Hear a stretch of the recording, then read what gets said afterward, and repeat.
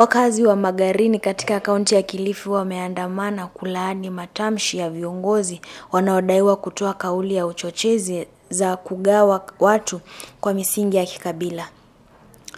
Wamesema hatua hiyo inalenga kulinda amani na umoja ambao eneo hilo limejivunia kwa miaka mingi. Mimi kama mkazi wa Magarini ningewaambia wale viongozi ambao wanasimama katika majukwaa na kuongelea kuhusu ukabila wangeacha hiyo maneno, kwa sababu hapa Magarini watatukosa sisi kama watu wa Magarini kwa sababu tunakataa ukabila.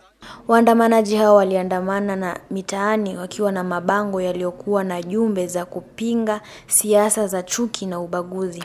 Walisema matamshi ya aina hiyo yanaweza kusababisha migogoro na kuvuruga mahusiano mazuri yaliyopo kati ya jamii zinazokaa Magarini. Sasa nikisema ukabila ni kwamba ni utenganifu wa watu ambao wanajuana wenyewe kwa wenyewe, wanachukua miradi katika serikali wanapeleka kwao. Hiyo ndio mambo ya ukabila. Sasa mtu kama mimi wa huku, kwani kuna vitu ambavyo vinatoka na sifaidiki. Waliwataka viongozi wa kisiasa kuhubiri umoja na maridhiano badala ya kutumia lugha za kuchochea migawanyiko.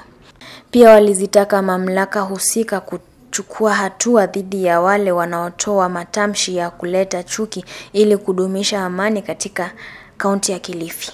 Nikiripotia runinga ya Tastika, kaunti ya Kiambu, jina langu ni Mwende Musembi.